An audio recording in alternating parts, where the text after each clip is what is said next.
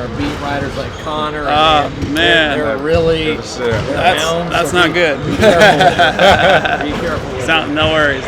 I'll keep my eye. So what kind of went into this decision to come to Summer League? How did this come together?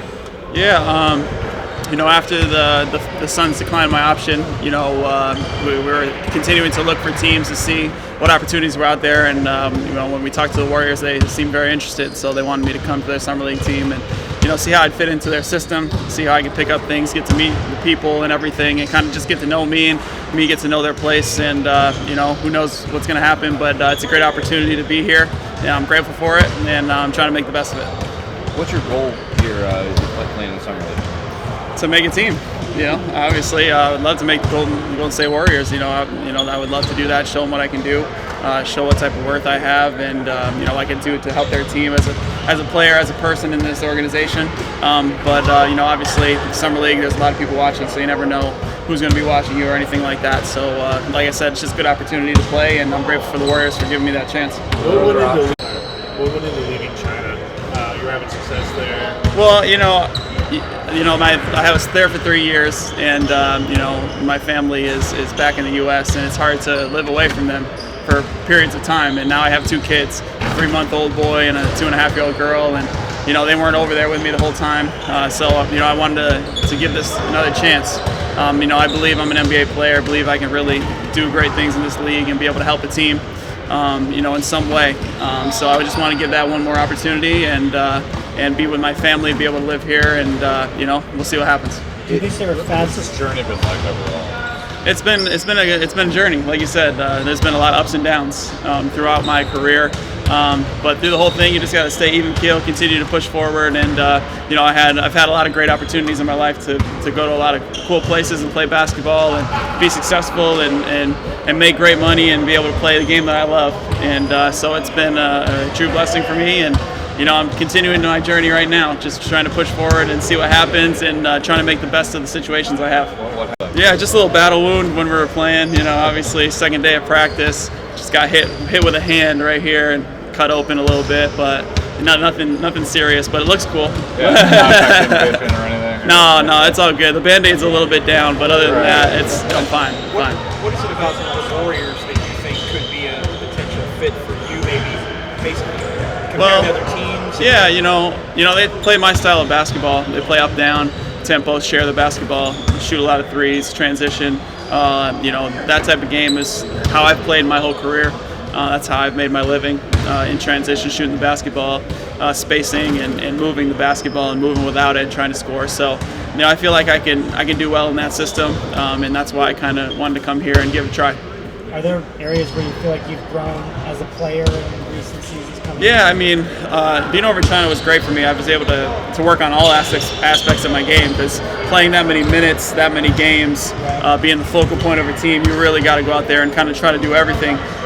Whether it's shooting the ball or getting someone involved that game, defensively, getting better on that end, doing all those things to try to build your game up and be better as a basketball player, but also I just am more mature. I know who I am as a person. I know what I do on the basketball court. I feel comfortable about my game right now and what I need to do when I get out there. Throughout this process, with all the setbacks, what's kind of kept you going? Like I said, this is a game. It's obviously my job and it's a game, but my family, that comes first. My faith. Those are things that keep things in perspective. Being able to have a wife and kids and everything. They're the ones that are there every single night and know me as just Jimmer. Not the basketball player, and being able to have that, go home to that every single night. Is something that keeps you going, keeps everything in perspective. And then once you get on the basketball court, you're gonna have good days, you're gonna have bad days. But you just keep pushing forward and try to have as much fun as you can. What's it gonna be like going to Sacramento, where your NBA career started and being drafted by them? Yeah, it would be great. I still have a lot of people that I know in Sacramento, a lot of fans. So it's really great to be able to go back there and play. My first game back with the Suns was actually in Sacramento, and so that was a lot of fun. So I've been able to play in that arena once, and to see it's beautiful. The people of Sacramento deserve that, because they're great fans and they love that team over there. So I'm glad to be able to go back and play in that arena a couple times and have some fun. look at your nickname over there in China, the Lonely Master. Lonely Master. How lonely was it without wife and kids while you? Yeah, it's kind of a double meaning. So I mean, so my name is Jimmer, and obviously, lonely in Chinese means Jimo. So they sounds like Jimmer. So they say Jimo to say my name, and so they're like, that's, if they said that means lonely, but it means you're on the top of the mountain and no one can kind of reach your level. So that's kind of what it means. But also, I was there by myself, so being lonely is kind of a double meaning. Then we put the Da Shen at the end, which means big God, really, but we called him Master.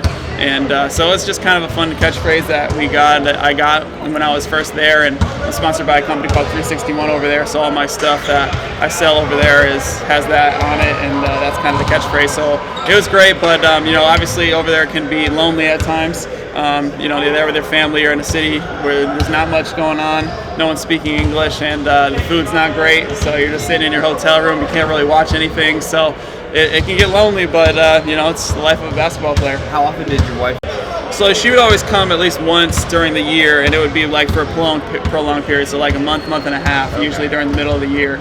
And then I wouldn't see her in the beginning, and I wouldn't see her at the end. Same with the kids. She was pregnant during 2 of the years, so traveling is difficult with all that stuff. So yeah, it was a lot of apart from each other. So that can be difficult. Are they out here now? They're not here right now. Nope, she's home with a 3-month-old, doing that. But they may come at some point. But right now she's at home. Where's home? I live in Denver now. That's Okay. that's where my wife is from. So I love it. I love Denver. Have you gotten feedback from teams or just your agent of like clarity on why your career hasn't unfolded the way it has, and what's kept teams reserved? I've had a lot of different reasons. Everything that you can think of. Defensively, don't know if you play 1 or 2. Don't know if you can get your shot off. Don't know if you can, do everything. I've heard it all, and I just keep plugging along, keep pushing, keep playing my game, keep getting better, and I feel like I'm as good as I've ever been in my career, and hope to show it. Existing ties with the Warriors, like any of the players and coaches you already know? I know a few of the players. Steph and I share the same agent. So I've been to some things and done some things with him and his wife and his family, which have been great. I got drafted in the same class as Clay, so we've been through some stuff together, different rookie transition programs, different things, and just playing against different guys. You kind of know them a little bit, but no one that I've had an amazing relationship or anything like anything like that. But I definitely know the guys, and I'm cordial with quite a few of them. Did you ever go on your mission at all? I did not. No, I did not go on a mission. Going to China is a little bit like a lot of your for sure. It's like an extended mission for sure. I went over there and tried to do it as best as I could, and you can't postulate over there. You can't actually spread because of the rules that they have over there. But you try to be a good example and show who you are, and be a good person, respectful, and do what you can. And a lot of your competitors opt in a country where you don't speak the language. Yeah. Have you picked up any Chinese at all?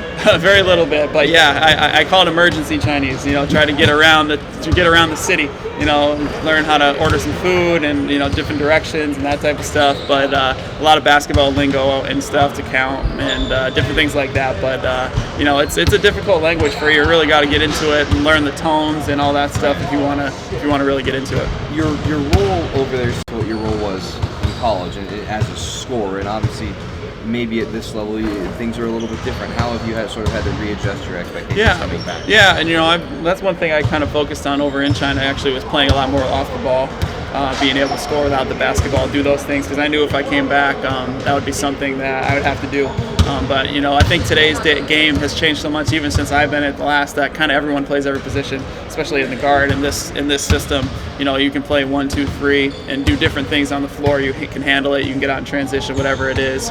And I've worked on that part of my game as much as I can, and tried to get better at that.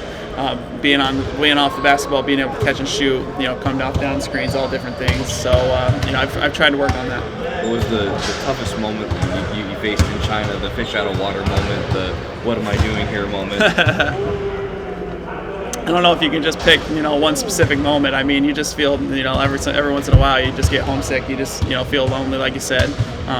When you're in a city and you've been, you just lost a couple games and you're on the road and it's cold and you're not eating any food or anything like that.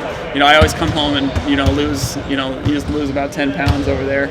and just strictly off of trying to find good places to eat and everything. So and plus you're playing so much, trying to get that energy. So it can be difficult at times, but like I said, it was an unbelievable opportunity for me. I can't complain about it. It was a lot of fun and something that I'll never forget. Good. Perfect. Thanks, Jim. Thanks.